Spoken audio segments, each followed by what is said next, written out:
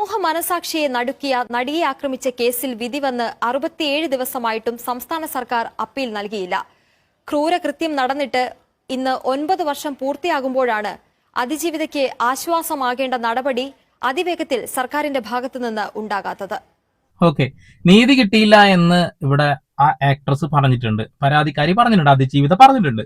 ഈ അതിജീവിതക്ക് നീതി കിട്ടിയില്ല എന്ന് പറയുമ്പോ അതൊന്ന് പബ്ലിക് പ്രോസിക്യൂട്ടർ പിടിപ്പുകേടാണ്. രണ്ടാമത്തെ കാര്യം പോലീസുകാരാ. കെട്ടിച്ചമച്ചുണ്ടാക്കിയ ഒരുപാട് കാര്യങ്ങൾ ഇതിലുണ്ട് എന്ന് കോടതി ചൂണ്ടിക്കാണിക്കുന്നുണ്ട്. അപ്പൊ ഇതൊക്കെ വെച്ചുകൊണ്ട് മേൽക്കോടതി പോയ കേസ് തള്ളിപ്പോകുന്നു സർക്കാരിന് അറിയാം.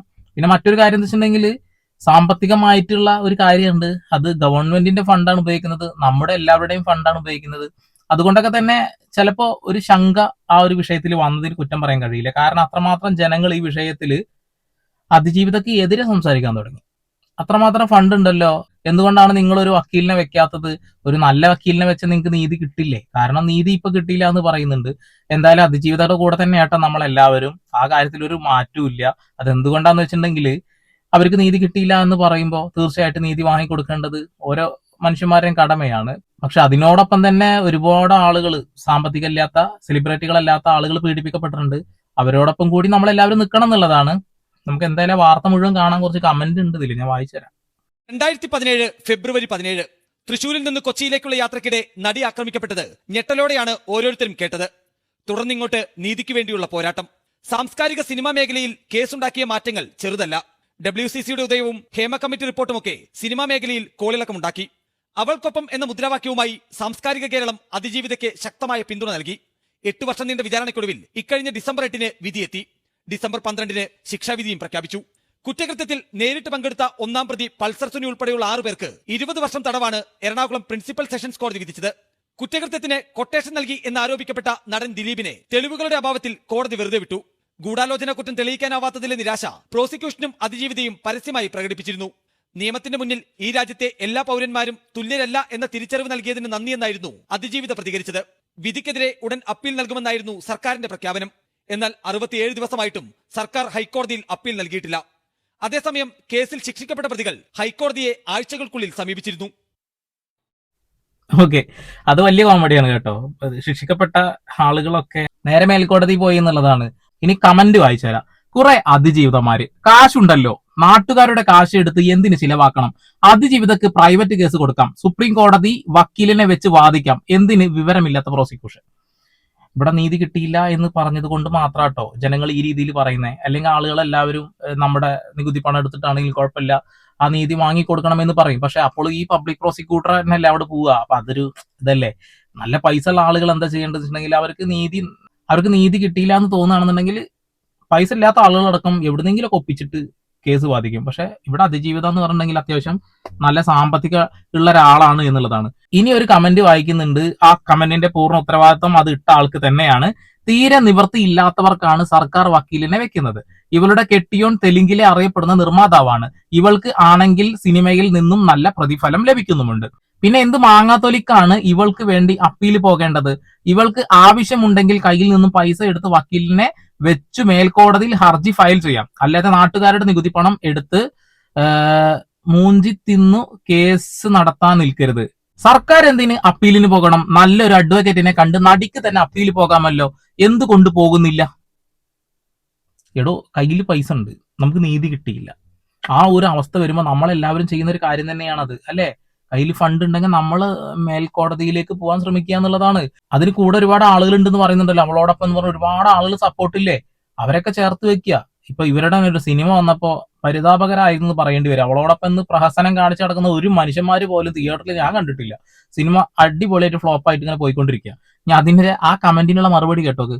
കയ്യിൽ നിന്ന് പൈസ മുടക്കേണ്ടി വരും. അത് മാത്രമല്ല, സെക്ഷൻ കോടതിയിൽ ഹാജരാക്കിയ കള്ളത്തെളിവുകൾ കൊണ്ട് ഹൈക്കോടതിയിൽ പോയാൽ കേസ് മൂഞ്ചുമെന്ന് ഇവർക്ക് നന്നായി അറിയാം. അപ്പൊ പിന്നെ നാട്ടുകാരുടെ ചെലവിൽ കേസ് നടത്താമെന്ന് കരുതി കാണും. ഇതാകുമ്പോൾ കേസ് തോറ്റൽ അവനവന്റെ കയ്യിൽ നിന്നും 10 പൈസ പോകില്ലല്ലോ. കാഞ്ഞ ബുദ്ധിയാണ് ഇവർക്ക് എന്നാണ് പറയുന്നത്. ഓക്കെ, എടോ, നമ്മുടെ വക്കീലുണ്ടായിരുന്നല്ലോ, മെമ്മറി കാർഡ് മാത്രം പരിശോധിച്ച വക്കീല് പറയുന്നുണ്ടല്ലോ അതിജീവിതക്ക് ലക്ഷങ്ങൾ ചെലവാക്കി എന്നുള്ളത്. പബ്ലിക് പ്രോസിക്യൂട്ടറെ വെച്ച് വാദിക്കുമ്പോൾ ലക്ഷങ്ങൾ എങ്ങനെ അവർക്ക് ചെലവാകുന്നേ? എനിക്ക് മനസ്സിലാവുന്നില്ല. എന്തായാലും നമ്മുടെ പ്രഹസന ചേച്ചി ഇറങ്ങിയിട്ടുണ്ട്, ഒന്ന് കാണാം. ഇത് ഒരു കൊട്ടേഷൻ കൊട്ടേഷനാണ്. കൊട്ടേഷൻ കൊടുത്ത് ബലാത്സംഗം ചെയ്യുക എന്ന് പറയുന്നത് നമ്മുടെ രാജ്യത്ത് നമ്മൾ ആദ്യമായിട്ട് കേൾക്കുന്ന ഒരു ഭീകരതയാണത്. അതിനെ നമ്മൾ അനുവദിച്ചു കൊടുക്കരുത് എന്ന് തന്നെയാണ് നമ്മൾ ഓരോരുത്തരും നമ്മളുടെ ഈ പോരാട്ടത്തിൽ കൂടി നമ്മൾ സമൂഹത്തിനോട് വിളിച്ചു പറയേണ്ടത്. തീർച്ചയായിട്ടും നമ്മൾ ഇതുവരെ കേട്ടുകേൾവി ഇല്ലാത്ത ഒരു കാര്യം തന്നെയാണ് അത്, കൊട്ടേഷൻ കൊടുത്തിട്ട് പീഡിപ്പിച്ചു എന്നുള്ളൊരു കാര്യം. പക്ഷെ ഈ ചേച്ചി ഈ കാര്യത്തിൽ മാത്രമേ സംസാരിക്കുള്ളൂ. ചോദിക്കട്ടെ, വളയാർത്ത കേസിലൊന്നും മിണ്ടിയില്ല. ജഗതി ശ്രീകുമാറൊക്കെ പ്രതിപട്ടികയിൽ നിന്നും ഊരിപ്പോന്ന കേസിലും ചേച്ചി ഒന്നും മിണ്ടിയില്ല. അതാണ്, പ്രത്യേക കേസുകളിൽ മാത്രമേ സംസാരിക്കുള്ളൂ. സെലിബ്രിറ്റികളായിരിക്കണം, എന്നാൽ മാത്രമേ ഇവർക്ക് ഒരു റീച്ച് ഉണ്ടാവുള്ളൂ. 2025 മാത്രം ഈ കേരളത്തിൽ നടന്ന കുറച്ച് കാര്യങ്ങളുണ്ട്, ഒന്ന് വായിച്ചുതരാം. 2025 ഡിസംബർ വരെയുള്ള കണക്കുകൾ പ്രകാരം കേരളത്തിൽ ആകെ പോക്സോ കേസുകളുടെ എണ്ണം 4600 കടക്കുമെന്ന് സ്റ്റേറ്റ് ക്രൈം റെക്കോർഡ്സ് ബ്യൂറോ സൂചിപ്പിക്കുന്നു. സ്ത്രീകൾക്കെതിരെയുള്ള ആക്രമണം 2025 ഡിസംബർ വരെ സ്ത്രീകൾക്കെതിരെയുള്ള ആകെ കുറ്റകൃത്യങ്ങൾ 18,035 ആയി രേഖപ്പെടുത്തിയിട്ടുണ്ട്. ഇതിൽ ബലാത്സംഗം 2,952 കേസുകളും മാനഭംഗം 3,922 കേസുകളും ഉൾപ്പെടുന്നു. ഇവര് അവളോടൊപ്പം എന്ന് പറയണമെങ്കിൽ അവര് സെലിബ്രിറ്റി ആവണം എന്നാണ് തോന്നുന്നത്. ഇതിപ്പോ മുരാരി തന്ത്രി ഒരു ചെറിയ കുട്ടിയെ പീഡിപ്പിച്ച ഒരു കേസ് വന്നു, അതേപോലെ ഫിലിപ്പ് മമ്പാടിന്റെ ഒരു കേസ് വന്നു. അങ്ങനെ ഒരുപാട് കേസുകൾ ഇതിനിടയിൽ വന്നുകൊണ്ടേയിരിക്കുന്നുണ്ട്. പക്ഷെ ഇവർ അതിനൊന്നും മിണ്ടുന്നില്ല കേട്ടോ. എന്താണാവോ, ആ ഒരു കാറ്റഗറിയിലുള്ള ആളുകളെ മാത്രം സപ്പോർട്ട് ചെയ്തുകൊണ്ട് ഇവർ രംഗത്ത് വരുന്നു. അത് ഇവരുടെ ഒരു സ്ട്രാറ്റജി ആയിരിക്കാം. കാരണം ആ കേസുകൾക്കൊന്നും വലിയ പ്രാധാന്യം മാധ്യമങ്ങൾ കൊടുക്കുന്നുമില്ല. ഇതാകുമ്പോൾ നല്ല മാധ്യമ ശ്രദ്ധയും കിട്ടുന്നുണ്ട്. നിരന്തരമായിട്ട് ഇവരുടെ അടുത്തേക്ക് തന്നെയാണല്ലോ ക്യാമറ ഇട്ട് ചെല്ലുന്നത്. ഇവര് തന്നെ ദിലീപുമായി ബന്ധപ്പെട്ടുകൊണ്ട് മുന്നേ പറഞ്ഞിട്ടുണ്ട് ദിലീപ് അത്രക്കാരനല്ല എന്നുള്ളത്. പിന്നീട് അത് മാറ്റി പറയുന്നുണ്ട്. ഇടക്കിടക്ക് അങ്ങോട്ട് മാറ്റി മാറ്റി കളിക്കുന്ന ഒരു പ്രവണത നമ്മൾ കണ്ടുകൊണ്ടിരിക്കുന്നത്. കോടതി കുറ്റക്കാരനല്ല എന്ന് പറഞ്ഞ് വെറുതെ വിട്ടിട്ട് പോലും പിന്നാലെ നടന്ന് വേട്ടയാടുന്നതും കാണുന്നുണ്ട്. ഞാനിന്ന് ഇങ്ങോട്ട് വരുമ്പോൾ ടി പത്മനാഭൻ സാർ എന്നെ വിളിച്ചിട്ട് എന്നോട് പറഞ്ഞു, എനിക്ക് അങ്ങോട്ട് വരാൻ സാധിക്കാത്തത് കൊണ്ട് ഞാൻ അവളോടൊപ്പം അല്ല എന്ന് നിങ്ങൾ കരുതരുത്. ഞാൻ അവളോടൊപ്പം തന്നെയാണ്. അവൾക്ക് വേണ്ടി നിങ്ങൾ പോരാടുന്നതിനോടൊപ്പം ഞാനും ഉണ്ടാവും എന്ന് ഒരു ടി പത്മനാഭൻ സാർ മാത്രമല്ല, സാംസ്കാരിക ലോകത്തെ എല്ലാ എഴുത്തുകാരും വളരെ പ്രശസ്തരായവർ, എന്തിന് സിനിമയ്ക്കുള്ളിൽ തന്നെ നിർമ്മാതാക്കളും സംവിധായകരും നടീനടന്മാരും എല്ലാവരും സ്വകാര്യമായി എന്നോട് പറയാറുണ്ട്, ഞങ്ങളെല്ലാം അവളോടൊപ്പം തന്നെയാണ്. ഈ അവളോടൊപ്പം എന്ന് പറയുന്ന ആളുകളൊക്കെ ആ സിനിമ ഒന്ന് പോയി കണ്ടിരുന്നെങ്കിൽ ആ സിനിമ വിജയിച്ചിരുന്നു കേട്ടോ. ഞാൻ കാര്യമായിട്ട് പറയാം, ഇത് പ്രഹസനമായിട്ട് മാത്രമേ കാണാൻ കഴിയുള്ളൂ എന്നുള്ളതാണ്. ഇവിടെ ഇപ്പൊ ഒരുപാട് ആളുകൾ അവളോടൊപ്പം യഥാർത്ഥ സത്യസന്ധമായി നിൽക്കുന്നുണ്ട്. പക്ഷെ നിങ്ങളെ പോലെയുള്ള ആളുകളൊക്കെ ഇതിലൂടെ എന്താണ് നേടാൻ ആഗ്രഹിക്കുന്നത് മനസ്സിലാവുന്നില്ല. കുറെ ഇവരുടെ ഇന്റർവ്യൂകളൊക്കെ നമ്മൾ കണ്ടുകൊണ്ടിരിക്കുന്നത്, കുറെ വാർത്താ മാധ്യമങ്ങളിൽ ചാനലിൽ പോയിരിക്കുന്നത് കാണുന്നുണ്ട്. ഒരു തവണ പറഞ്ഞത് പിന്നെ മാറ്റി പറയുന്നു. അങ്ങനെ മാറി മാറി കളിച്ചുകൊണ്ടിരിക്കുക എന്നുള്ളതാണ്. ഇവിടെ സർക്കാരിന്റെ ഫണ്ട് എടുത്തുകൊണ്ട് ഇങ്ങനെ ഒരു കാര്യം ചെയ്യുമ്പോൾ ജനങ്ങൾക്കും കൂടി ഒരു എതിർപ്പുണ്ട് എന്നുണ്ടെങ്കിൽ അത് വല്ലാത്തൊരു അവസ്ഥയാണ് കേട്ടോ.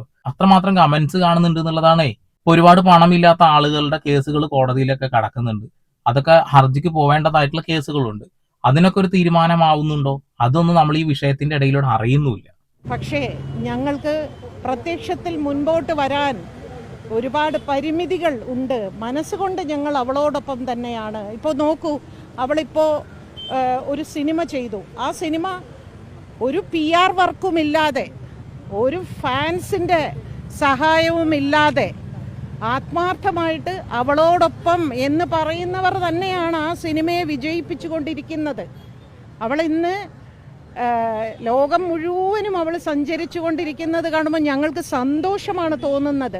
ഞങ്ങൾക്കും സന്തോഷം തോന്നുന്നുണ്ട്. കാരണം എന്താ വെച്ചിട്ടുണ്ടെങ്കിൽ ഇത്രയും വലിയൊരു ട്രോമയിൽ നിന്നും അവർ കരകയറി അവരിതാ നല്ല അടിപൊളിയായിട്ട് മുന്നോട്ട് പോയിക്കൊണ്ടിരിക്കുന്നത് കാണുമ്പോൾ ഞങ്ങൾക്കും സന്തോഷം തോന്നുന്നുണ്ട്. പക്ഷെ സിനിമ വിജയിച്ചു, സിനിമ അവളോടൊപ്പം എന്ന് പറയുന്ന ആളുകളാണ് വിജയിപ്പിക്കുന്നതെന്നൊന്നും പറയല്ലേ. അവളോടൊപ്പം എന്ന് പറയുന്ന ആളുകളൊക്കെ ഒരു ദിവസം തിയേറ്ററിൽ കയറിയാൽ തന്നെ ആ സിനിമ വൻ ഹിറ്റാ വരുന്നു. പക്ഷെ അതല്ല സംഭവിച്ചിട്ടുള്ളത്. നേരെ തിരിച്ച് ബബ്ബൊക്കെ കാണാൻ എത്ര ആളുകളാ പോയിട്ടുള്ളത്. അപ്പൊ ഡിഫറൻറ്റ് താങ്കൾ മനസ്സിലാക്കണം എന്നുള്ളതാണ്. ഈ വെറുപ്പ് സമ്പാദിക്കരുത്. നിങ്ങളൊക്കെ കാരണമാണ് ഇപ്പൊ വെറുപ്പ് ഉണ്ടായിക്കൊണ്ടിരിക്കുന്നത്. അത് മനസ്സിലാക്കിയാൽ കൊള്ളാം. ഞങ്ങൾ അവളോട് പറയുന്ന, നീ ഇങ്ങനെ യാത്ര ചെയ്തുകൊണ്ടേയിരിക്കും, നീ പറന്നുകൊണ്ടേയിരിക്കും, നീ സന്തോഷിക്കുക, നിനക്ക് വേണ്ടി പോരാടാൻ ഇവിടെ ഞങ്ങൾ എല്ലാവരും ഉണ്ട് എന്ന്.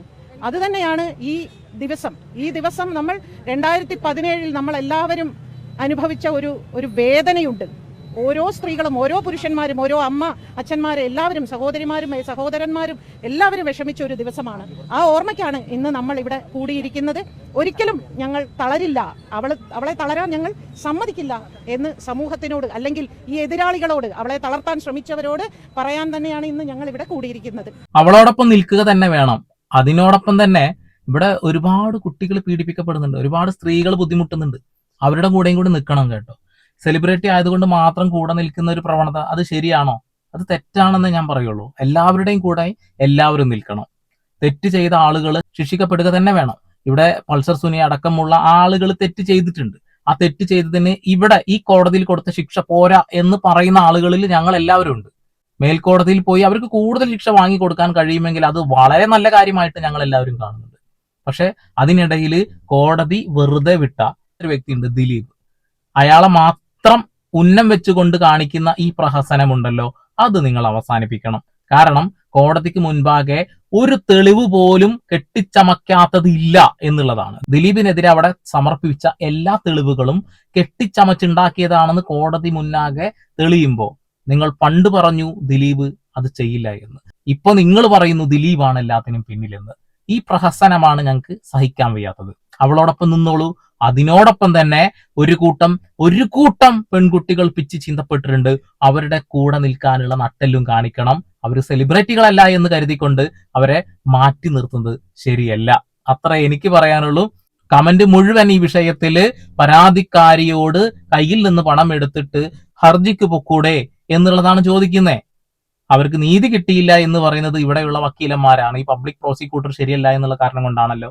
പിന്നെ എന്തിനാണ് ഈ സർക്കാരിനെ ഡിപ്പെൻഡ് ചെയ്യുന്നത്? സ്വന്തം കയ്യിലെ പൈസ ഇറക്കുക, അങ്ങ് കേസ് വാദിക്കുക, വിജയിക്കുക. അതാണ് വേണ്ടത്. ഞങ്ങൾ ആ കാര്യത്തിൽ കൂടെ നിൽക്കും. അവളോടൊപ്പം ഞങ്ങൾ ജനുവിനാണ്. ഇവരെങ്ങനെയാണെന്ന് എനിക്കറിയില്ല. വീണ്ടും പുതിയ വാർത്താ വിശേഷങ്ങളുമായി സന്ദീപ് ഇവിടെ പോകാൻ സൈനിങ് ഓഫ്.